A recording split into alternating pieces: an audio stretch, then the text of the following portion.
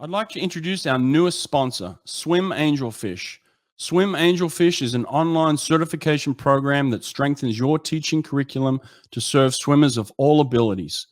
Swim Angelfish will prepare you and your instructors with the skills to teach swimmers with autism, physical disabilities, anxiety, sensory and motor conditions, and more. Learn to teach skills faster and with more comfort with Swim Angelfish. Apply for an Only Alpha Pool Product Scholarship and receive up to 50% off your certification. Go to swimangelfish.com today to apply.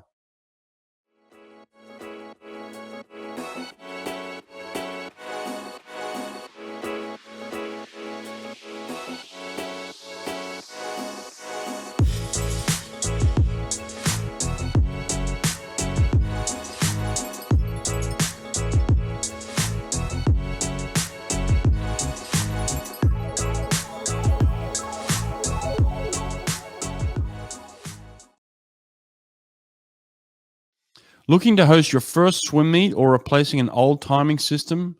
Run a swim meet with ease from your laptop using Superior Swim Timing. You can use Superior Swim Timing with your existing equipment, or they can provide you with a complete timing solution, including deck harnesses, buttons, and starter.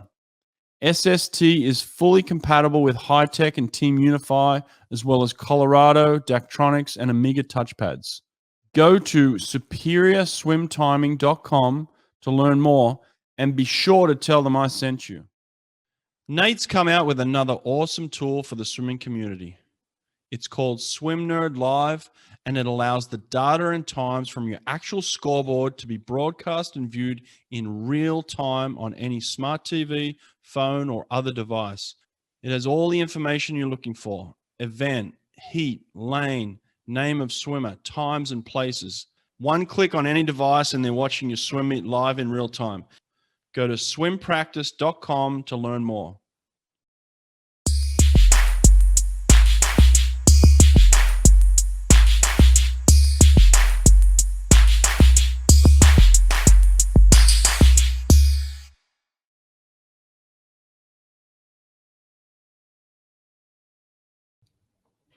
All right, Greg Bennett, welcome to the podcast, mate. How are you? Oh, mate, Brett, thanks for having me, mate. It took us a little while, but here we are.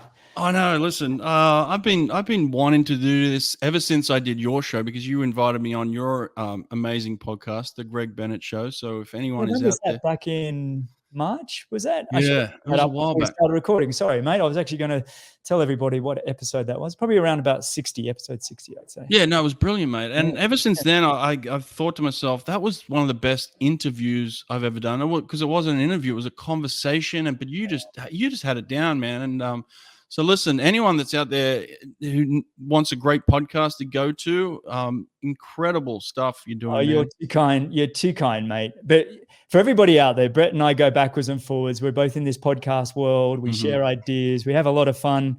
We were actually connected by, do you remember the guy's name that connected us on Instagram? Said you guys should have each other on each other's show. Yeah, someone did say that. I'm so sorry. He's probably listening right now, and now I look like a real idiot. Anyway, to him, thank you. He was from Puerto Rico, right? I think. Oh, right. Yeah, I know. I get that a lot, but I mean, that was awesome that he did. I was like, that's a great idea. Let's do it. Yeah.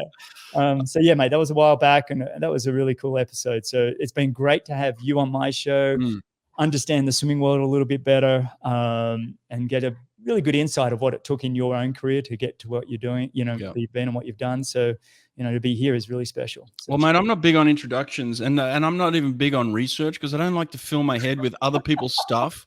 So I was doing some research about you today just to get the lay of the land, and I was going through your stats. I'm like, I can't read all this. This is ridiculous. So I pulled out the stats that was really impressive to me.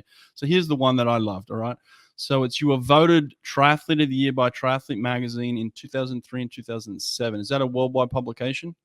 Well, it was, but as we know, magazines are these days, I mean, there's still Athlete magazine online and things. And look, for me, some of those recognition things that you get that aren't so much crossing the line first or whatever, but they're, the media or anybody else that says, you've had a remarkable year and a little pat on the back.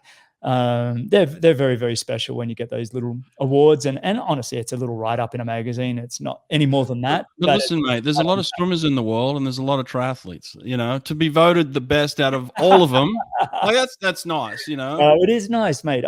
I have always been somebody that I don't care if it's a kid on the sideline that wants a photo or an autograph, or a magazine publication that wants to sort of shout your name, but any recognition.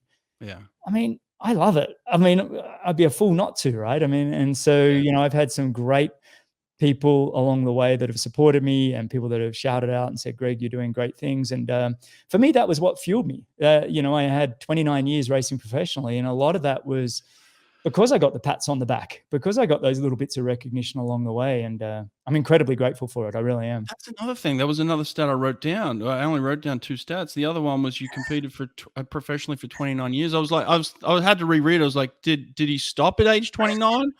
No, you actually competed for 29 years. This is where swimming and triathlon are very different, right? I mean, you know, you tell me if I'm wrong, but I think most swimmers are sort of, they have that nice 5 to maybe out to 10-year window for a strong career. Sure. Triathletes, we kind of look at it as, you know, we have our late teens, potentially you're starting, and then your 20s, you're fast, and, you know, you're quite aggressive racer. And then in your 30s, you build that aerobic endurance and that strength. And then for me, I took it into my early 40s, and mainly because I didn't know what else I wanted to do, and I was still performing well. So, you know, I was very, very fortunate to go as long as I did.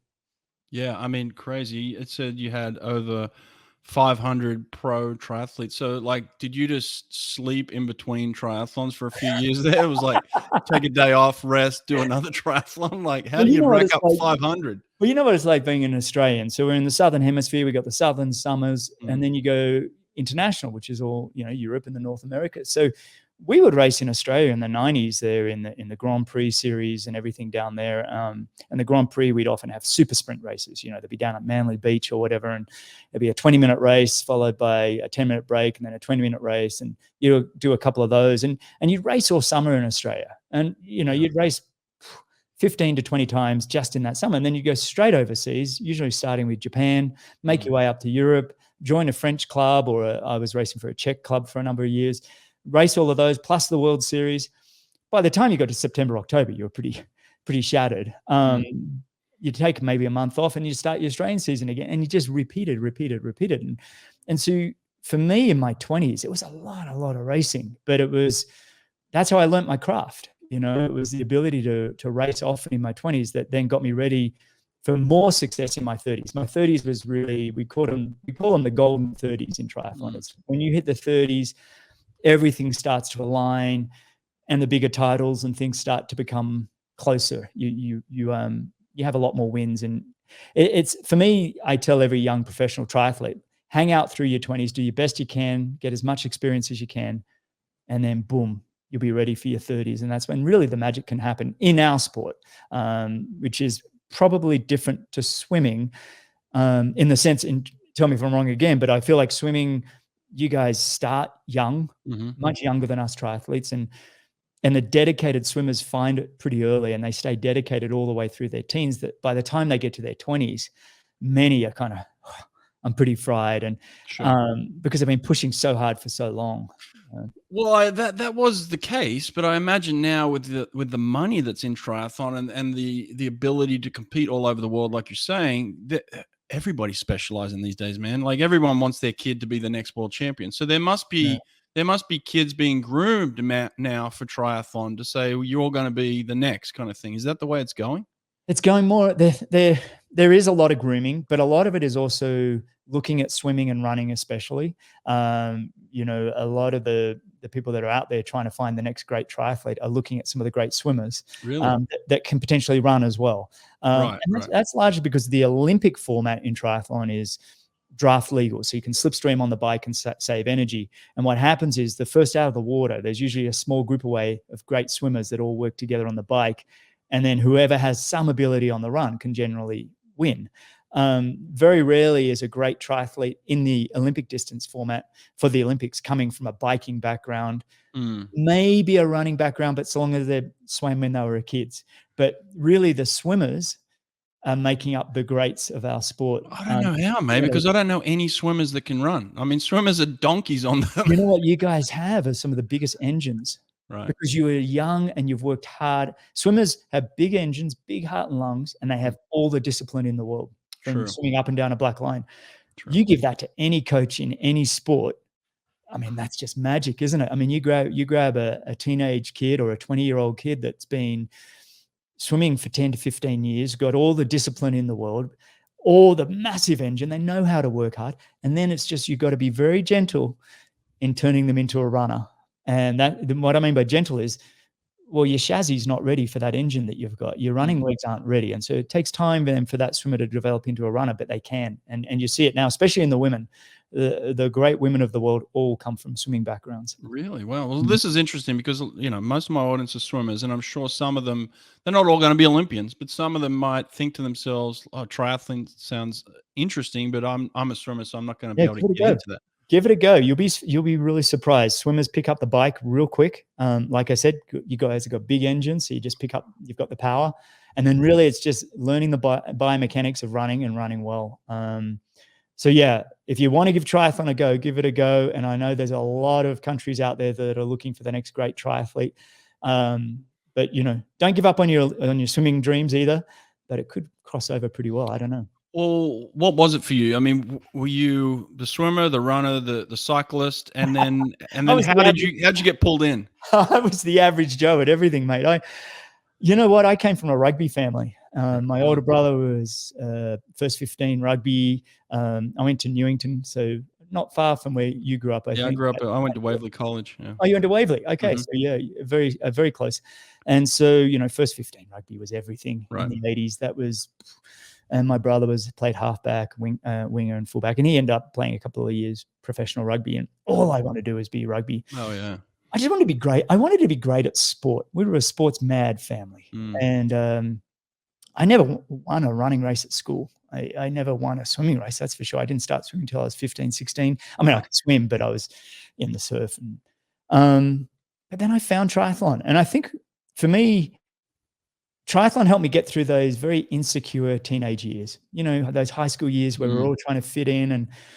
And I was always the smaller kind of kid. And, like I said, I was in the 13Es for rugby. I wanted to be in the 13As. I was just, me too, mate. I wasn't big enough. I wasn't strong enough. I didn't have the agility. And then I found this sport of triathlon and just loved it. And it was just, I got these small little pats on the back, and I think that was just it. I found my home in triathlon. And it really wasn't until several years later that, I was starting to go, oh, here's a little, winning check for $500 for winning the Tari triathlon or whatever. And I started to get these little bits. And triathlon in the late 80s, there was really starting to take off. It had become this trendy new thing. And what is it? I remember, yeah. And then I had a lot of luck throughout my career. So by 22, I was finishing university. And there was a series called the Tooheys Blue Grand Prix in 1994. And I qualified for that. That was live TV throughout Australia. I was racing the very best in the world, Greg Welsh, Brad Bevan. These guys were all world champions. And I was racing them every single weekend. And that accelerated my career big time. But really, if I said I was probably a runner, but not a great one, answering your question, I know I went everywhere just then. But basically, I'd say I was more of a runner. But then my swimming, because I just really was a disciplined person, it really accelerated. So I'd swim, 5 to 6K in the morning with Graham Brewer. I don't know if you know Graham Brewer. Yeah. Mm-hmm. So he was in the 4x, the Mean Machine, wasn't he, Brewer, in the 80s there? If you had him on your podcast, mate, Graham Brewer. I haven't. I need to get him. He's another one. He's now coaching up in Noosa, but he coached me, and I actually was more of a sprint swimmer. I got my sprint, nothing like what you're talking about, but I got it down to sort of 26, 27 for the 53, which meant I was for a triathlete, that was quite fast. And so I could position myself pretty well in the front end of these races. And then the bike came a bit later, and then the run, but anybody will tell you a triathlete, basically your swim will go up, your run will go down, your bike will go up, and it's trying to get that right balance between the three. And that took a lot of time for me. I was a pretty slow learner, if you think about it. Mate, I got to tell you, like I swam, right? And my event goes for 22 seconds on a good day, right? 22 seconds, but I'm training 4 hours a day. Wow. Your event goes for a couple of hours. So how on earth do you train for a triathlon? How do you balance the swimming, the running, the biking, and still be able to go to school and, listen in English class, or, go to university, or hold down a job, or, how do you do anything other than triathlon when you're doing it?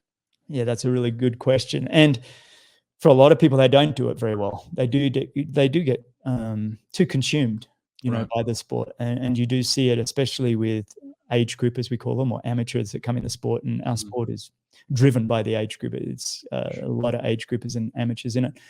And they do often jump into the Ironman distance, the 3.8K swim, 180K bike, 42K run, as a bucket list thing, because they want to go to the office and say, I done Ironman. And that's a big strain on their personal lives, on their work, on their families. It is a lot to train for something of that magnitude. For me as a professional athlete, you've got the time in the day to train anywhere from 20 to probably to 35 hours a week. And then you throw in some recovery. It's not probably very different to what you did. All it is the heart and lung doesn't know what you're doing, right? If you think about it, the heart and lung doesn't know if you're swimming, biking, or running. It's going to go to work, and it's either doing VO2 work, or it's doing aerobic work, or whatever it is, lactic threshold. And so you're just sort of balancing it up between the three of them. And so you could say to some degree, that's why a triathlete is not going to take on an Olympic swimmer in a 1,500 meter swimming race, because we're doing the other two sports. But you do just manage it by saying, okay, where am I weak and where are my weapons? And I'm a big advocate of focusing on your weapons and then just sort of mitigating your weaknesses. But you look at the sport of swimming, well, it's less damaging on the body than, say, running. Running can really beat you up. And so you go, well, hang on, I can get my heart and lungs working, in the pool 7 days a week, 5K a swim or more. And it's not damaging me too much, but I'm getting great aerobic conditioning from it. So you might focus a little bit more on your swimming. The biking also, it's non-weight bearing potentially. You're just pedaling and it's a strength focus. So you can go, well, I can probably do 15 to 20 hours a week on the bike without it damaging. The run, which wins 90% of the races, you still got to really focus on. So the way I would always do it is I'd build the program around the run, and then layer in the bike and the swim around that. So I'd make sure my key run workouts, I was fresh for them and I would recover from them well. And then I'd pad the week with the swim and bike. Everybody's different though. I mean, you come over to the sport, we're going to have to do a whole heap of things for you that'll be totally different. The way I would work with a lot of people, if I'm working with school kids, at the end of the day, an hour a morning of something and a half hour after school is plenty. If you're doing that 6 days a week, that's more than enough. But as we were talking before the show, parents get involved and they want to be the next world champion, and they push and push and push and push. And it's like, they're going to be done before they're 22. That's in triathlon as well, then, eh? Oh, mate, it's fucking crazy parents. It's unbelievable. And look, now I'm a parent of a 1 and 3 year old, and of course, I think my kids are the greatest in everything they do. I get the psychology. Training, they're in the pool already. You know what's funny? This is embarrassing, and I probably shouldn't say it. So we never talk. Both my wife and I. My wife was also a professional triathlete, and we haven't talked about triathlon since 2016. Now, in saying that, I do have a podcast where I interview a lot of triathletes. Sure. My little daughter, who is 3, a remarkable little swimmer, actually. She's just a fish, mainly because we were in Florida for COVID, so we were in lockdown the whole time in a backyard pool. And she loves to bike and loves to run. And I said, Daddy, I'm a triathlete. I couldn't believe no. But I was actually thinking, well, maybe you could be a little triathlete if you want to do it. But, I prefer you to play tennis and go to, Wimbledon. Yeah, much I'm more. going to crack open a beer, mate. It's actually a non-alcoholic beer. Sorry for the plug. Love it. These guys, Athletic Brewing, everybody. Oh, there it is. Nice. I like that. Little plug. I was going to say to you, there's different distances in triathlon. Are there rivalries between the distances? You've got your sprinters, your Olympic distances, and then you've got your ultra marathons. Is there tension between the two? Not so much attention. I think everybody's trying to become. If you think about it, everybody's trying to get the recognition, they're trying to get the partners, and so there's probably a little bit of where's the money going. When you're a professional athlete, that does matter. You can win the Olympic gold medal, but the media might still be following Kona Ironman world champion. And I think it tends to be a lot of Olympic distance, the shorter course athletes move into the Ironman, the longer distance racing as they get older. Really? Yeah, it's more of an age thing. It's just aerobic conditioning and strength. I didn't. I did a couple of Ironmans and maybe 15 or so half Ironmans, but I just didn't love them. I like the head-to-head battles, and the short course racing is really that, you're running shoulder to shoulder with people, and that's what I loved. I loved that all-out sprinting, and that wasn't my thing to go to long course, but I also, if I wanted bigger sponsorships and endorsements, it was if you win Kona Ironman World Championships, that's where the money's going to go. Really? Maybe look, if you win the Olympic gold medal and you're quite good at marketing yourself, it'll go there next. But it's in saying that, someone like an Alistair Brownlee's done very well because he's won back-to-back gold medals in 2012 and 2016. But in general, the sport leans towards the Ironman more than the Olympics. Why is that? Is that because the average person can do it and they're attracted to it? It's like it can pull in the general population because it's like the trendy thing to do? No, I think it's more the Ironman is like our Tour de France in cycling. Okay. The Ironman Kona is the holy grail of our sport. The Olympics came in a lot later for triathlon. In 2000 was the first time we were at the Olympics for triathlon. So it's been in there for 20 years now.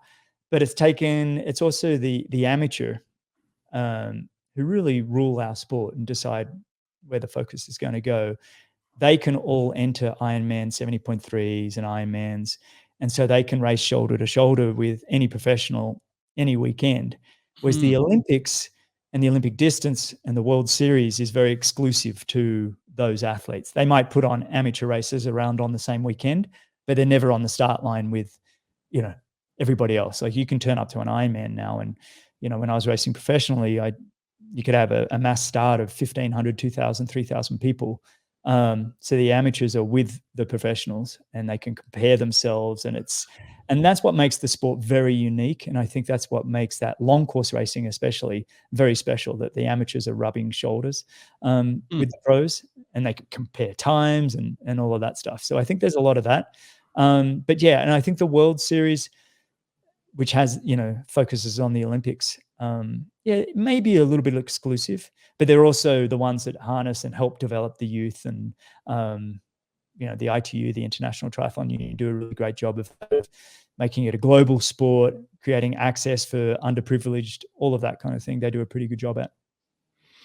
Wow, geez, I didn't realize that you could line up next to the pros. I mean, there's got to be some preferential treatment of some sort, doesn't there? Like this, like there's not a pro 10 deep, and like. Well, I mean, times have changed a little bit. It did used to be, mass starts, but they have sort of made it so they put it in waves now. And right. But still, if you're in a wave, you're 5 minutes behind, but you're still doing the same race. You'll see me out in the course. We'll high five each other as we run past each other, and during the marathon or whatever it is, and or even races like Chicago, which is an Olympic distance race, or New York or Dallas or LA. Some of these are massive.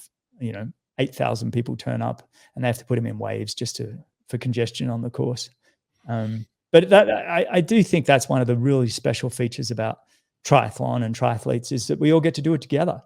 I think swimming is very much quite an individual event, and you even stay in your own lane. And here's a question for you. Yeah. I love swimming, right?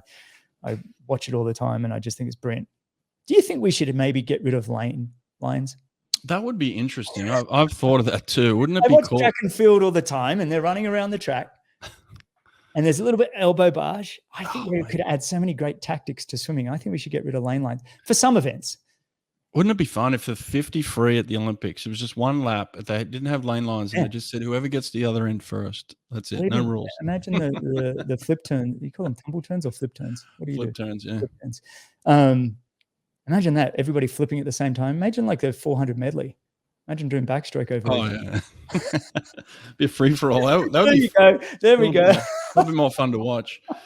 So, but there is that going on in triathlon, right? Like, can you actually swim over the top of someone in triathlon? Of course, yeah. I mean, it doesn't do you or the other person you're swimming over any favors, but I mean, look, at the end of the day, it happens. It's not, people aren't trying to swim over each other. It happens. I mean, you got your head in your water, you know what it's like, and you can't really, it's just bubbles and feet and arms and splashing, and suddenly your hand's on somebody else's back, and oh, my hand just grabbed their shoulder. What do? Do I lift my hand up, or do I get a good stroke and a good lever? You generally take the lever, right? So that you get a nice pushback. They're now underwater. They're now getting swum over by the people that were behind you. Absolutely. And I've been that guy. I've been both. I've been the one that's had my hand there, and it's like, the choice is, do you let your stroke slip, which means now you're going backwards, or do you take the stroke even though you've landed there? And I've been the guy that has had the arm on my shoulder, on my head, and pushed me under, and, you know, and the problem with that is, you know, you're often sprinting triathlon. The first 200 to 300 meters is all flat out for positioning. So you're absolute redlining, and then they often have the first turn buoy, depending on who we're talking about, about 200 to 300 meters away, a 90-degree turn. 75 professional guys all hitting that swim buoy at the same time. It can be quite tough and vicious in there, and you got to really almost swim a little bit more upper body water polo, like, you know, be ready to be hit. Right. But knowing your heart rate's 180, and when you do go under, which happens quite a bit, it's scary, because you do go into a little bit of panic because you can't get a breath in, and you're absolutely redlining. And it's happened to everybody. They are trying to police a lot more of that than probably what I had in the 80s, 90s, and noughties. They're trying to get on top of that a lot more, but, you know, it can happen. And most of the time it's really just an accident. People aren't trying to do that. But yeah, it is something you got to practice and get used to getting hit. And in your 20s, it's almost like you didn't mind it. You know, that rugby mindset, you want to be hit. But then when you got into your late 30s, it's like, oh, just leave me alone. I don't want to be hit. Leave me alone. Yeah. So how do you then take out the variables? How do you get to a point where you're consistently winning, where you get to the starting line and you're like, this could happen today, that could happen? I mean, barring anything major, you know what I mean? But like, how do you get consistency in that situation for you? Well, it's funny that we mentioned, you know, I probably did 500 races plus. Right. I think I can probably look at 5 of them that I say we're near perfect. It's pretty good. And that's very different than swimming, where you guys, it's you have that 50 meter, 100, whatever you're doing, and you're looking for that absolute perfect every time you race as well, but there's far less variables. It's you, the water, the dive, the whatever you're doing. Oh, listen, Matt, I agree with you though. There's probably 3 or 4 times in my whole career where I felt like that was as good as it could have gone. Yeah, just everything clicked. Yeah. And so with triathlon, it can be you, but then there's also the outside variables of your competitors. And yes, definitely in the swim, you know, you could be swimming just unbelievably, incredibly good, but you could just be taken down in that first 200 to 300 and be pushed to the back. And now you're playing catch up. And other times, you know, whatever happens for whatever reason, you get on the right wake, you're on the right guy's feet, and you get around the buoy, and you're like, geez, I didn't get touched. That was awesome. Right. You know, I'm in the top 5, top 10. But if you get caught sort of back a bit, it can be brutal. And, you know, then you got the variables on the bike. Things can happen to your bike, other people, you know, around you, depending if it's draft legal or non-drafting. Non-drafting meaning you need to give a gap anywhere from 10 to 20 meters, depending on the rules. And, you know, there's so many rules involved there. There's just so many outside elements that at the end of the day, you've just got to roll with it and just hope that things are okay. But a lot of that can be taken away. If you've got the best 100-meter get-out speed in the swim, you're probably not going to get touched much. So triathletes work a lot on get-out speed, you know, and trying to get that, you know, now to do well at the Olympics and the Olympic distance. If you're not swimming 55 to 58 seconds for your 100 and you get out speed, you're going to be swamped. Oh wow, that's a legitimate swimmer. 50. No, they're very. I mean, a lot of these guys now that are swapping over, like I said, came from swimming. They, Right. maybe just missed out on the French Olympic team or the Ukraine Olympic team or the Norwegian Olympic team. These guys are coming from these backgrounds and going, oh, I'll go over to triathlon. Lucy Charles Barclay, who's in the longer course racing, she just missed the British team for the 1500 meter for the women's swimming this year. And I didn't even know that 1500 was an Olympic distance. I just brought it in this time. Yeah. Yeah. So, and she missed by literally a fraction. But she leads the swims out for a lot of the women's races. But it's that kind of level of swimming that is up front. I was not that person. I'm the one trying to draft off the very best, right? And my goal was always to look, if I can swim a 1 minute flat for the 100, but then swim a 2:15 for the 200, a 4:30 for the 400. That's generally going to have you as a front pack swimmer. In my day, it might have improved a little bit since then. I got to tell you, I'll be honest with you here. Growing up, I always struggled with triathletes because to me, and this might have been back in the day, but to me they were less concerned technically than they were just about the engine. Just train my engine. I don't care what I look like. I don't care how I do it. Train my engine just to go. And it was very hard to talk to a triathlete. I'm like, if you just focused on a couple of little details here and there, you could be better. But it was almost like, just get out of my head. Let me just train the engine. And is that common? It was common. And I was one of them. I mean, Right. it was common. I think the sport is changing rapidly. There's a lot of science. There's a lot of physiology now coming into the sport, a lot of more biomechanics. But yes, I was that generation where it was, there's a brick wall. Let's not figure out how to go around it. Let's just go straight through Exactly. it. Yeah. And look, it worked to some degree. And so you are working 3 sports. You get to the point that your mental energy is only going to go so far. That the amount of times I was in the pool. Actually, it was funny. So my wife Laura, she swam for SMU. Actually, she won NCAA swimming in the relay, medley relay. She was a butterfly, and then she moved to triathlon and multiple Olympics, and far better athlete than I am. And anyway, she where was I going with that? Technically, was it? Were you talking about it? So yes. So technically, we were swimming one time in Noosa Pool, doing a 2K just next to each other, swimming up and down, and we get to the end and I touch the wall and there's a family there, and a husband and wife with 2 young girls, probably 8 and 10. And they turned to Laura and they just said, "Oh, wow, we've been watching you for the last 15 minutes just swim. That was just absolutely beautiful." And Laura's stroke is one of those swim strokes that whether she's sprinting or going slow, it looks the same. Do you know what I mean? Just like effortless. And I just love to watch her swim. And then the dad goes to me and says, "Not you so much."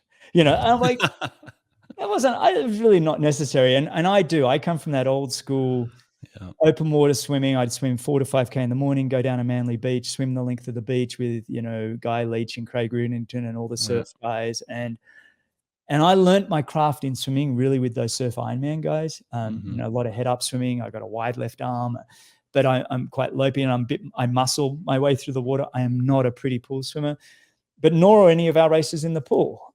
So training with the surf Ironman guys in the morning in the pool, and then we'd go and do the open water in the afternoon and ins and outs and all of that kind of training. I just loved it. I love that training.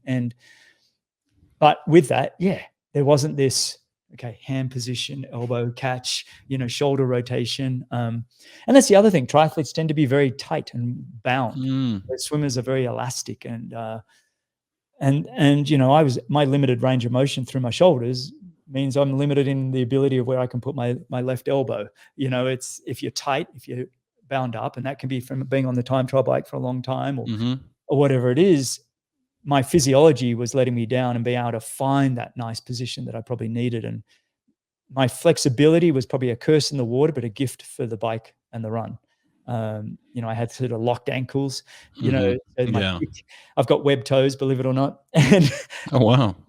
There you go. There's a little side bit for you. And everyone thinks I should be a great kicker. And I'm a terrible kicker. You just kick like this. My ankles just don't flex much, but they're great for running. And I lose no power on the bike through my ankles. So it's give and take, right? I mean, you just work with what you got.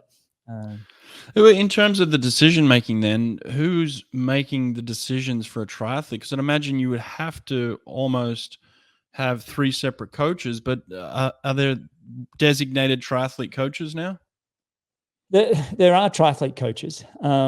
And they try and just manage the whole program? Yeah, they manage the whole program. I look, and I think it's different for where you are in your career. You know, if you're a high school kid and you're coming into the sport, you know, they've got some great coaching programs in place that do work on the technical side, that are working on biomechanics, that are teaching how to do these things more efficiently. Sure. We didn't have that when I was growing up. We just went as hard as we could, and that was Right. it. There is a lot more of that kind of coaching. There are a lot more swim programs that have triathletes in them, and the swimming coaches are comfortable with it being a triathlete. It's not, okay, you know, we're not Paris bound with this one as a swimmer. He's Right. a triathlon, and so the crossover, there's less gap between, say, swimming, biking, and runners to triathletes. I think triathletes now fit in all those programs, and there's great swim coaches that are working with triathletes and vice versa. But I think, you know, once you get into your 20s, there's a different style of coaching that can be more about, okay, now we're really going to work on the physiology. We're going to work on developing that engine. Now that we got the great things in place, your technical aspects are in place. So now we're going to work on building that engine. And then in the 30s, you know, most athletes, if they're working with a coach by that age, it's more as a consultant, you know. Oh, right. And I often consult with a lot of younger guys now that are getting into their 30s. They just want a sounding board. Hey, what do you think about this? And how do you think I get ready for Paris? Or how do you think I win Kona Ironman? Or, but I do think the sport is, as a whole, is changing because of the science and the data. And I don't know who you've had on your podcast, but I've had so many great physiologists on my show. And I was always this guy, run at a big wall. I don't want the science and data. It takes the fun out of sport. Right. But if I was to come back, which I'm certainly not, but if I was 30, and the way I'd be approaching it is a little bit different. Watching the great Norwegians at the moment that just are cleaning house because they're just spending so much time in labs and they're trying to figure out how to become more and more efficient. And they're still loving the sport and they're still having a good time. So somehow they're able to balance the two. Because for me, I kind of go, oh, that would sound awful having a VO2 max test every 6 weeks. But that's what they do. They do that for swim, bike, and run. And, you know, it's different. Is there a famous triathlon coach named Brett Sutton? Yeah. Yeah. Okay. I was coached by Brett for. Oh, you were? Yeah. From 96 to, well, before the Olympics in 2000. Yeah. Oh, God, he's a hard son of a bitch, man. Yeah. You know why? You know why I know that? Because I was coached by his brother. I know Brian, right? Yeah, well, Brian. I met Brian and I met their dad. And oh, God, yeah, hard family. They were a hard family. They come from boxing in the background. And yeah, no, the 4 years I had with Brett were really good for me. I had some ability. I didn't have loads of talent, but I had enough. And I was getting by, you know, I was having fun in the sport, never really training. And then threw myself into Brett Sutton, who was the national head coach at the time, and joined his squad. And he was great for me because he just truly taught me what hard work looked like. And not to say I didn't train harder when I was coaching myself later on, but for that period of my time, I would have been 24, so 24 to 28, I was with Brett Sutton. And, you know, we did some incredible workouts. I remember. I bet. Well, one of them was, I'll tell you one because this is one everybody loves. I don't think it was my hardest workout, but people love the story. So I'll tell you it. So we were down we're in New Zealand and we're in Christchurch, New Zealand. We're getting ready for the Sydney Olympic trials for the Sydney Games. And there were 2 treadmills side by side. We'd done a 5 or 6K swim an hour or so before. I just had some food, walked up to the gym, which was right above the old pool there in Christchurch, but this is before the earthquake. And he said, Greg, there's 2 treadmills there. Let's set them to 22.5 kilometers an hour. So that's about 245K pace. So really running pretty fast. And I want you to run 35 seconds on, 25 seconds stand to the side for as long as you can. I was like, oh. So it becomes a mental game as much as a physical, but I've also got a massive ego. And for whatever reason, I wanted to impress Brett. I mean, he went over to the corner of the room and picked up his newspapers, a couple of newspapers, and away I went. And the reason there were 2 treadmills is because I'd get so soaked with sweat on the first one, it needed time to dry off. So and it gets too slippery. I've never had that issue. Yeah, I know. Now I just sweat like a pig because I'm so unfit. Anyway, I get going, and the first 70 or so were really uncomfortable, and then I just hit this rhythm, and you've heard of that state of flow in training, you know that. Absolutely. Csikszentmihalyi, I think, is the famous guy that put that in place, but he talks about the state of flow and being in the zone. And I just went into this rhythmic zone, and I got to 150, so 2.5 hours later, and running. Wow. So about 38 kilometers worth of speed work, almost a marathon. And it's a great story to tell, but I'll finish by saying in a moment it wasn't all great, and then Brett finally says, "Okay, that'll do." And there was no anything. It was just like, "Oh, that'll do, and I'll see you for biking this afternoon," or whatever we were doing. I was like, "Okay." Oh shit.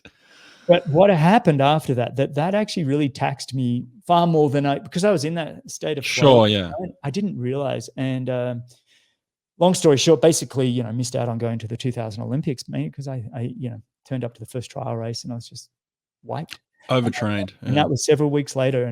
But it had affected my hormones. It had affected my sleep. It just great story to talk about. People really enjoy hearing it, but I look back and go, okay, that was a big lesson. Right. I probably overcooked myself for that. And anyway, that's my no, listen, man, I can relate. I can relate. There's a period of time in every athlete's life, I think, where first of all you're willing to do whatever the coach tells you to do. It's like absolutely, no questions asked. I'm doing it. And then there's also a period of time, if you're good enough, where you want it really badly. You're prepared to stay on that treadmill because you want it more than the next person.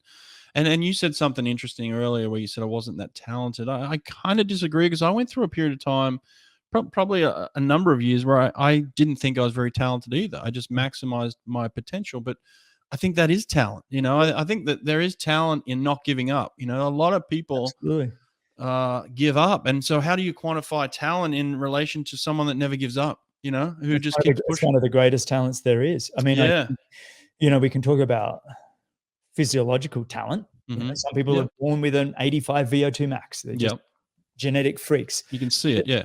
They're also the ones that win everything in high school, and generally winning comes reasonably easy. And so when they leave high school and they take on the rest of the world, and maybe they made national teams, and they go, oh shit, there's other people that over 85 VO2 that work really hard, and now I'm not winning. What's going on? And they've never learned how to. Firstly, they've never learned how to lose, which is critical. If you want to be a professional athlete, you better be okay with losing. It happens. Don't like it, but it happens, and you better get used to managing it. And secondly, they're basically, they're basically exhausted by the time they get there, that they don't know how to train hard. And I think that they're not giving up. The training hard is one of the biggest talents you could ever get. If I was to build a squad of great athletes, I'd actually do it on personality testing more than physiological. Now, in saying that, if you've got a 55 VO2 or a 60, there's only so much you can do with training. You can't put in what God left out. But once you're given a great crew, I want to know the most disciplined and the athletes that are never, ever going to give up. Right. They're the ones, and especially in our sport of triathlon, because our sport of triathlon, as much as we've been talking about physiology and everything, it is about hard work and turning up daily. For sure. And there's no avoiding that. But then there's also what you talked about of the overtraining, and that's real. It was real for me as someone who swam for 20 seconds in a race. I could easily overtrain my speed. I got to a point where hormonally I was just fried, exhausted, because I'm speed. Even trying to build up the other capacities. You're trying to build up your VO2 max. You work everything. It doesn't matter if you're a sprinter. You do a lot of weights, right? In sprint swimming, you do a lot of in the gym, dry land. We do now. It's certainly developed into a good balance between the two. And again, you can go in the gym and cook yourself, and then have nothing left for the pool. So I think what ends up happening to the great athletes too is you smarten up, is you realize that there's a balance of hard work, but there's also a balance where you've got to appreciate the recovery. And then I would imagine for you, you're coming out of a swim practice or a bike or a run, and at some point in your career, you're just shoving food down your face, and you don't really care what it is. It's just like, just give me calories. But there's that smartening up period where I'm sure at some point you probably use some type of nutritionist, right? Well, or you learn, or you educated yourself on nutrition. And my wife Laura really took the lead on the nutrition side. Exactly, someone's got to do it, right? Yeah, and we were pretty heavily focused on. We were kind of gluten less. I wouldn't say gluten free before it was trendy. We were protein focused probably before it was trendy. But I grew up, like I said, in the sport 80s and 90s. We used to have carbo parties, you know, stuffing their face with pasta and whatnot. Right. The day or two leading into it, and it was all about carbs. Right. And then obviously the science comes out and says, actually, you've got to be able to fat metabolize if you want to do these longer events. But then everybody goes straight into the fat metabolizer. Oh, but now I've lost all my speed. I've got no energy for my quick work because I'm fat metabolizing. I'm stuck in fourth gear. Well, that's no good either. And so now it's about kind of understanding this metabolic flexibility of trying to figure out what kind of training am I doing, be specific for that. What kind of recovery am I getting, be specific for that. And that's the new science. It's about this ability to, when do you need your carbs? When do you need your fats? And everybody's different. And that's why we got to start, you start looking at your glycogen and all those things that people can now monitor more easily than they could before. But yeah, it just keeps evolving. And that's the beauty of it. That's the beauty of all these sports is I still don't think we've seen the human potential at all. I think we still got a long way to go. And whether we're talking fueling or physiology, or for me, the big one is what you think directly affects your physiology. So this ability of this mental side and how you can affect hormones and how you can affect hormones under duress, how you can affect adrenaline when you're not in a state of flight, how can I get that? For me, the example is I've got 10 kilometers to go in an Ironman. I've been going for 7.5 hours. How can I affect myself with something that I say or a repetition, an affirmation that might allow a hormonal release to help me find another gear, and that's where I think the future of sport is going to go, is who can control the brain and the hormones and the way it affects their whole body.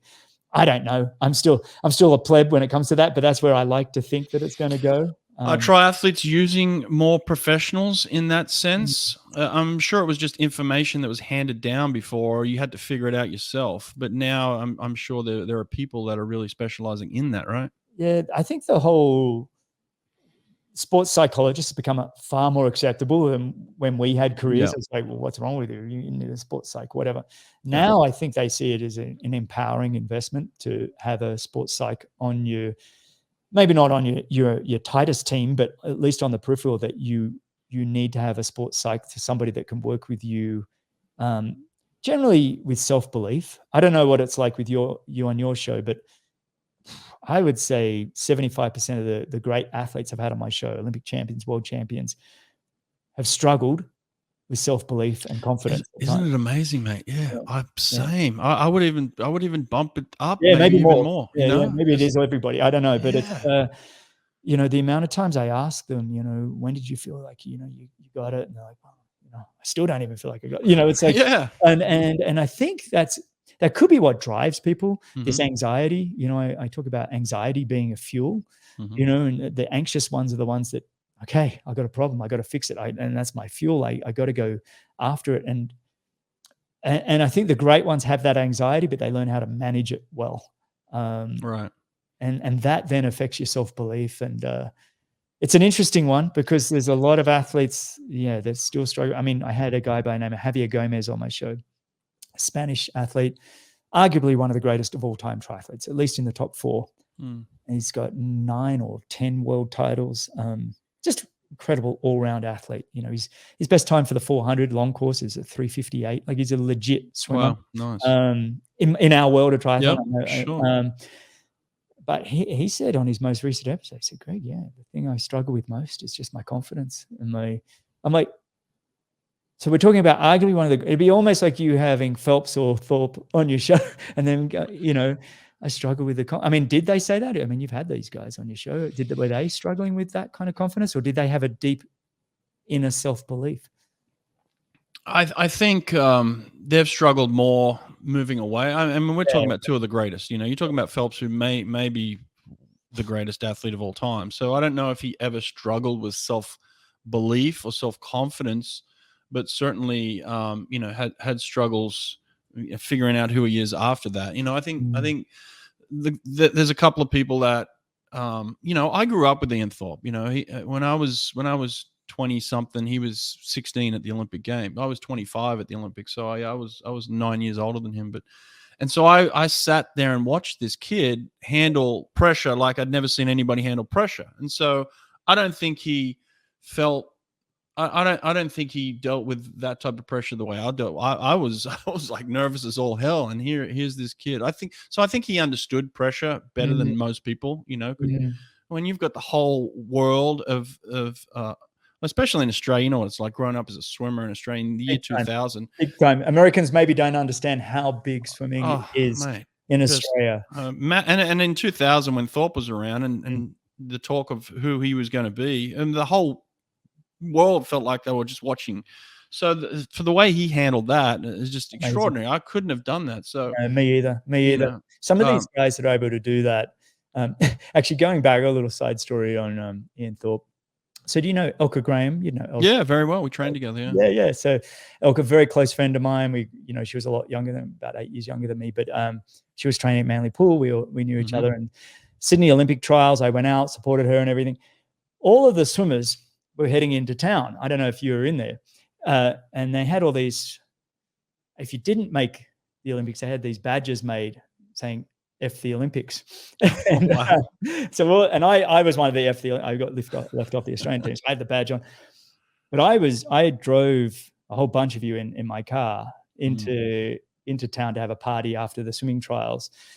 And then we were going from one pub to another, and I'd actually had quite a few drinks, and I hate to admit it. And I had Ian Thorpe in the boot. I had Matt Dunn. Was it Matt Dunn? Yeah, Matt Dunn, yeah. Matt Dunn. He went to Knox, didn't he? And I had him there, Elka. There was probably about 10 of Australia's greatest swimmers in my car, and I'd had a couple of drinks driving.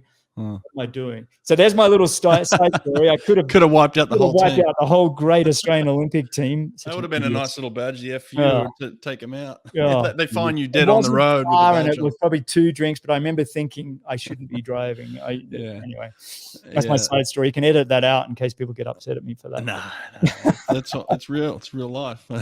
They survived. You survived, so that's a good thing. Yeah. Let me ask you about the expense of triathlon real quick. I mean, it's got to be a situation where how do you afford to do it? When as swimmers they bought in these tech suits, and these tech suits would last a few runs, and they were costing families about $800, and everybody was up in arms about these tech suits costing so much. But I couldn't imagine having to buy, the whole kit for triathlon must run into the thousands, doesn't it?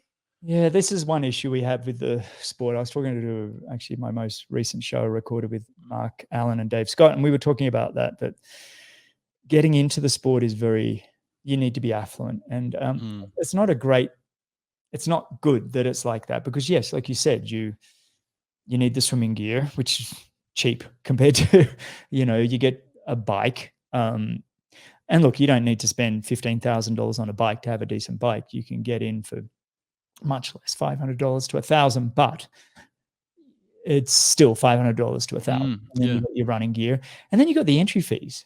I mean, these triathlons, when I started out, they were $15. I'd go up to Taree or, Dubbo or wherever it was in Australia, and I'd enter these races, and they were really cheap. And now, for an Ironman, you're paying $900 an entry. Oh, wow. For a half Ironman or of similar, you're probably paying $200 to $400, yeah. And then, for an Olympic distance, you're still probably $150 or so. So you've got all of that, and you're paying maybe for swim squad, you maybe got a coach. It's a lot of money to get in. I think there's a lot of clubs out there that are formed around the world, a bit like swim clubs. There's a lot of triathlon clubs that do have programs now for at least the youth, that they might be able to provide bikes and bits and pieces to help get people going. But it doesn't take long before you're starting to want to upgrade your stuff. And, I'm incredibly grateful because I had, basically great sponsors for most of my life that provided most of those things. Even when I started out, it was a bike that I'd give back at the end of the year, but it was still a beautiful bike. You know, it was an insanely nice bike that I could just give back at the end of the year. And I always had running shoe sponsors, wetsuit sponsors, that really helped. But it is one of those sports where it can add up quick. And I don't love that about the sport, and people are working hard on it. But it is a very affluent type sport. So I would imagine that would pull out certain types of people, let's say, so in terms of diversity, is there much diversity in triathlon? It seems like no, not enough. No, it is a very exclusive Right. type of group. And it's not something that triathlete or triathlon prides itself on either. I think because it is that kind of affluent group, they also are very aware that it's this kind of, we need to do a better job. Do they do a better job, or are they doing a better job? I think they're working. I think if you look at the World Triathlon Federation, the ITU, they're actually doing a lot of programs. I think companies like Ironman could potentially do better, but I'm not there to criticize either, because obviously there's more I could do too. But I think as a whole, the sport can do a lot better, and especially I think the sport does well at recognizing and trying to help the youth. I don't think it does a great job in terms of diversifying and trying to get other people. Although you say that, I mean, the amount of countries now, I think they had 150 countries or something in the ITU have signed up now, and they have made it a global sport. It's just got a long way to go. I mean, at the end of the day, triathlon's still very young, and it's still trying to find its way and trying to get more people involved. What about in the NCAA? Is the triathlon in the NCAA? Well, they've just started that with the women's movement. So they haven't got the men because of the Title IX, they call it. Title IX, yeah. And so the men's program's unlikely to happen. But the women, I think they needed 40 schools to sign up, or 44 programs. And I think they were up to 38 pre-COVID. And I don't know what's happened since then to become full recognized NCAA program. So I think they're right on the cusp, which would be great for the sport to have, just really good, strong NCAA programs. Even if the men may not be NCAA, but you'd at least have everything there that if men want to do the sport, they might not be in other sports, they can at least be there.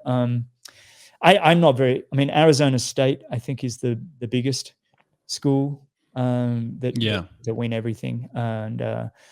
But yeah, I haven't really kept up the pace. It'd be interesting to see how they figured out the 20-hour rule. In swimming, you're only allowed to train for 20 hours in college, and it was always like this contentious issue of like, all right, you went 20 hours in 1 minute, It was like, so how would you pull that off in triathlon? Laura tells me about that. It's like you got the optional mandatory workout. Yeah, and it'd get all convoluted, and someone would say, he forced me to do the optional. I'm like, oh God, here we go. Oh, really? Yeah. Oh, yeah. Well, look, I actually think 20 hours is enough for a triathlon. But that would be, I really, I was an athlete that even for most of my career, I was probably between 15 and 25 hours. So that was probably my little window.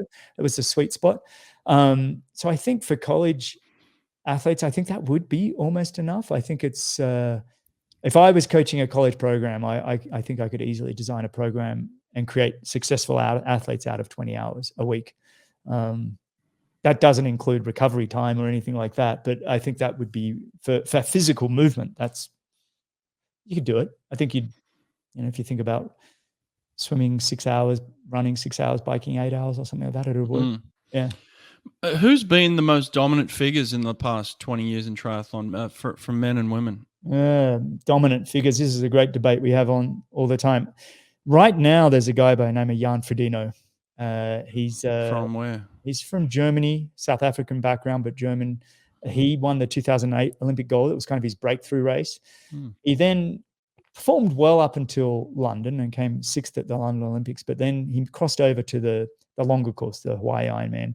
He's now won Hawaii 3 times, and then he's won a couple of the half distance world championships.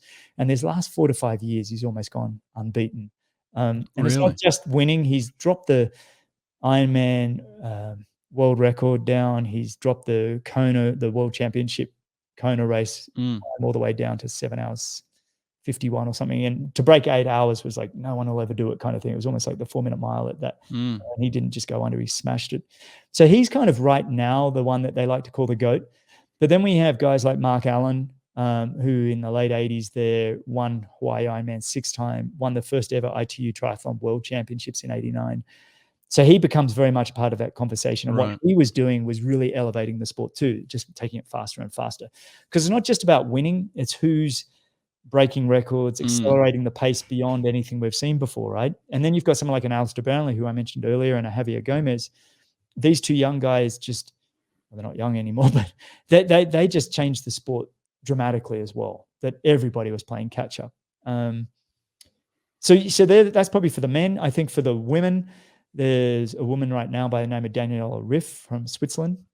And she's won Hawaii 4 times plus 5 70.3 world championships. And it's just been just dominant, just so much power on the bike, and then runs off a really consistent, strong run. Australian woman by the name of Makili Jones. She won Hawaii. She was silver at the Olympics in 2000, but the girl that beat her 4 or 5 years later got done for drugs. So, and we were all questioning that in 2000 as well, if you know what I mean. So Makili, in my mind, is a gold medalist from 2000. And, right. Yeah. You know, I was going to ask you that too. Like, how serious are they? You know, who are you governed by in terms of the doping scene? The same as swimming. You guys, we've got the WADA that oversees everything, and then each of the national federations have their programs. And I think are they serious, legit? I think they're serious and legit. And there's not, the thing is with triathlons, maybe like swimming, there's not enough money in it unless it's going to be government run, unless like as an individual athlete, my income as a triathlete, even when I was, top of the world, winning the World Series and doing really well, you still don't have that cycling type world or other sports where there's real big money behind it and almost mafia money behind it. Triathlon, for the most part, triathlon has been a very clean sport. In saying that, yes, there's a couple of names that pop up every year, and you go, oh, and everybody goes, yeah, we knew, and it really is. You could go around and you could ask most of the athletes, I think he's done it, yeah.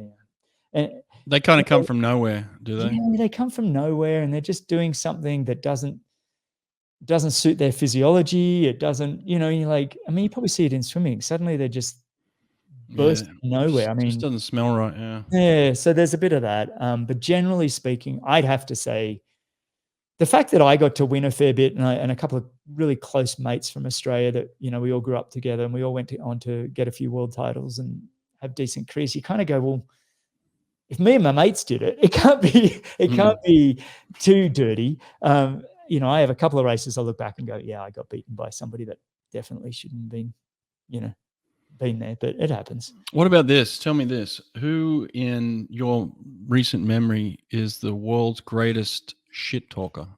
In terms of on the line, during the race, after the race. You guys have one of those people out there? Well, shit talk, but in a fun, good way. I think Chris McCormack, he was my generation, and again, probably one of the top 10 greatest of all time.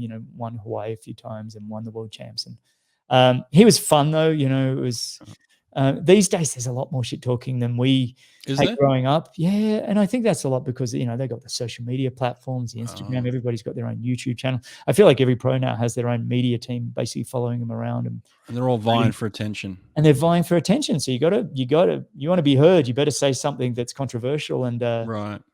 And then, I have half of them on my show, and they sit down and they're the most respectful. They're genuinely just great people. And then they go off to their YouTube channel and they're like, blah, blah. And you're like, oh, really? And I've actually, I get it. And I find it entertaining too. I think it's great. We have more personalities coming out in the sport. I think in the past it was everybody just does their work and stays in the line, and everybody's a hard worker, and right. And now we're getting a bit of personality. So I think it's actually great for the sport. I love having them on my show. It's always good to have some of these bigger personalities come on the show. But is there anyone big enough now, you think, that's ready to cross over in terms of star power? Everyone's going to recognize that person around the world? I think Jan Frodeno's almost there. When he won the Laureus Sports Award, so the Laureus Sports Award is a global sports award. Lewis Hamilton wins it from Formula One. Right. Ronaldo, these guys all win it, and Jan Frodeno won it. Oh, wow. Triathlon. So when he did that, And plus his endorsements they've surpassed the sport. I mean, he's a 6'4", good-looking German. It's that sinewy, athletic look. He encompasses everything. So he's doing the best by far. I mean, but he is arguably the greatest of all time. Who's doing that for swimming for you guys? Oh, wow. That's a good question. And this is kind of part of the debate we're having too, is that we've got this professional swim league going on around the world right now called the ISL. And part of it is there's just, they're not exposing the personality enough. The racing is there and the fun and the, hanging out together, but there's no one. Swimming is very weird in terms of that. No one's really willing to shit talk, and I wish there was more of it. And you don't want it to get to the point where it's kind of MMA like, where it's almost laughable. No. It's still got to be respectful. I mean, I'm not somebody that I think we need to go all boxing on each other, but I do think calling each other out is okay, and doing it in a respectful way is entertaining. And you got to remember, a professional athlete is an entertainer. Yep. And this is where I hope some of the swimmers pick up on this. Is like you're now in the entertainment business, guys. You're an entrepreneur, you're an entertainer, and you're an athlete, all bundled up into one. Yeah. And that's what the beauty of it, where you can go with it. It's amazing. And once people realize that they're meant to be they're entertaining, not just winning. Like, it's one thing to touch the wall first. Good on you, and jump out and put your hands in the air. But you've got to think about, what are you going to say to the media? Yep. I remember Chris McCormack saying, I'm always thinking about the quotable quote. The quotable quotes. When you get out of the pool, one of the things I did in the US, I go, that bastard, he bloody almost got me, right? So I played out. Yes, I played on the Australian a little bit, but I'm talking to American media. What do you think they run with in the newspapers and magazines? They love those quotable quotes, and that really, it's still got to be authentic. I get it, but you still want to entertain. And there's some big personalities in swimming, especially you sprinters. You sprinters have all the personality, and you just want to hear it. Well, everybody's friends these days. I wish they could just mess it up a little bit. I'm trying to rough the waters up in my podcast, trying to get it out of them. There's a young guy by the name of Michael Andrew, and he comes from a family, who've raised him to be this star. He turned professional at 14. Kids don't do that in swimming, so he's kind of a little bit polarizing in terms of but he has his own, YouTube kind of thing, and he does all the social media himself. He's really switched on. He really is. We can't get any shit talking out of him, but he's so nice, but he's fun, but he understands the media really well, and he understands having an audience, and so he's kind of. We have guys like Lionel Sanders from Canada has just done such a good job with his YouTube show. Sam Long, who just lives down the road here. Some of these guys, American guy. They're entertaining. And I know it gets under. The thing is, when you put yourself out there and you promote yourself, you're going to be loved or you're going to be hated. And you just got to deal with it. It's like us with our shows. You're vulnerable. You put yourself out there. You do your best you can. There's going to be some people, whatever, and other people that love it. And I think the more an athlete can realize that they're not just a physical athlete.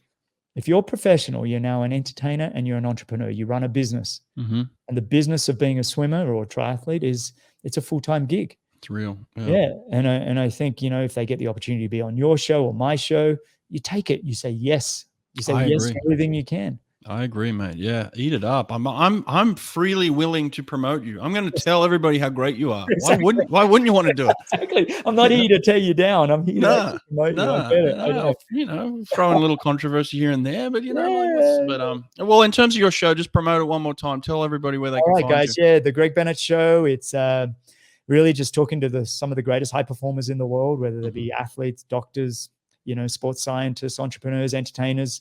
Yes, the low-hanging fruit triathletes for the most part, but it's it's like yours. It's an hour and a half, generally hour and a half of just great conversation with people doing incredible things, and loving it. Only the best have ever been on it, including Brett Hawke. Right, and it's found everywhere. You're on YouTube now too, right? Yeah. Well, I put on it. I'm unlike you. I just do audio at the moment. So I'm just on audio. I am on YouTube. You can listen to it there, but otherwise, wherever you find a podcast, I come out every Monday. Every now and then, like tomorrow, I'm bringing out one early just because there's a big World Championship on Saturday, so I'm going to bring that episode out early. But otherwise, it's every Monday. every Monday morning. Just really great conversations with people. Are you like me sometimes where you record it and you just think to yourself, oh, I can't wait till this one gets out. Like there's some good stuff in there. Every now and then my wife goes, how did that one go? I'm like, oh, I don't know. And then it really tracks really well. I'm still trying to get the metrics on my audience to really figure out what they love. I feel like sometimes the ones that I truly love, but this is, if I bring a Jan Frodeno on and we have a nice chat and I'm like, yeah, that was good. It was a good chat. He'll download 10,000 people like that. If I bring on an entrepreneur or an entertainer that I was like, that was awesome. But my audience is still largely triathlon. They're going to be like, oh yeah, whatever. And you guys have got to listen to that one. That one was really special, Yeah. You connect with it. You're like, oh, that was incredible. Like this one for me, like the triathlon. I'm like, yeah, I love that. Because I'm like asking questions that I just don't know the answer to. It's a Whereas chat. in the swimming, I kind of like teeing people up, Yeah, exactly. I know. How's your show running these days? Oh, it's good, man. It's growing. It's awesome. We put out 2 a week, and we just started a live show actually, which for me is just as fun. Like 30 minutes a week. We bring in some special guests. We just talk about current events in swimming, and I really don't care who watches it or not, but it's fun, and I think people are starting to, catch on to the idea as well. So we've had some copycats out there, but in terms of what I'm doing, man, I just love it. I just love talking to people and sharing it. To me, it's like other people think it's my job, where I think it's my hobby. It's just like, hey, I love doing this. Best job in the world, though, if you can make your hobby your job. And I can't believe that's incredible. You're doing 2 shows a week plus a live show, mate. That's a lot of work. Shout out to your team. Who have you got working for you? I got a guy named Nate, who is everyone knows him as Swim Nerds. He makes pace clocks. That's his full-time job. He does he does clocks, and basically just brought him on board and said, hey, you want to partner up with me? So I do all this stuff, and then as soon as we hit end here, he'll do all the post stuff. Like he'll do all the thumbnails, and he'll do all the the typing up of all the script, and I don't touch it after that. So it's like, hey, he's like, hey, it's ready. I need a Nate. You do. There's so much awesome, work. buddy. And that's the other thing. I think people don't realize how much time and effort goes into podcasting. It's work. And then once you start putting the video out, it just like triples the amount of work you do. Mate. Well done, mate. Good on you. I mean, it comes down, like we said earlier in the show, it's like this relentlessness of just turning up, right? Every week. That's just it. Keep grinding to keep turning up. If you want to be successful in podcasting, give people a tip here, and I'm not sure if you're the same way, but this is the way I approach it. When somebody says to me, when do you want to do it? I say to them, I'm available whenever you want to do it. I'll go at 2 a.m. in the morning, because I talk to people in England, Australia, I'm like, they're like, well, what time does that match up for you? I'm like, I don't care. Yeah. You tell me it's 11 a.m. for you and it's 2 a.m. for me. I'm doing it at 2 a.m. So there's many times, and maybe my audience doesn't see this, but there's many times where it's pitch black and it's like 2 a.m. and I'm doing a podcast. Oh, you're a good man. I've done a few like that where I get up early. But honestly, you know what I've just started doing, and this is a shout out to this company, is Calendly. All right, yeah. You set up your calendar, and so what I do first is I send that out to the guest, and I say, look, if you can find a time on there, great. Yeah. So I put my favorite, what works for me, and if there isn't, then I do the whole 3 a.m., 4 a.m. But although I don't offer the 3 a.m. for everybody necessarily. There are special people that you're like, I've got to pin that person down, and I'm like, whenever. Well, living in the US, I have to do that with the Australians quite often. Yeah, the Aussies. The Aussies. If you're on the East Coast, or I'm in Mountain Time right now, but getting the Aussies, that's you guys. That's a harder one for me. It's a tough one for me. Yeah. Well, listen, Matt, I've loved this. Appreciate your time and energy. Congrats on the show. Yours is doing awesome too. So thanks for enlightening me about triathlon today. I've really appreciate you having me on, mate. I really do. And I hope I didn't bore your listeners too much talking triathlon and not swimming. No, listen, Matt, I think there's, like you said, there's going to be a lot of people that listen to this and say, I either want to do a triathlon for fun or I want to do it serious. And he's just taught me, there's real work involved here, and this is how I can do it. So, good stuff, mate. Appreciate it. Cheers, buddy. All right, thanks, Greg. Take care, mate.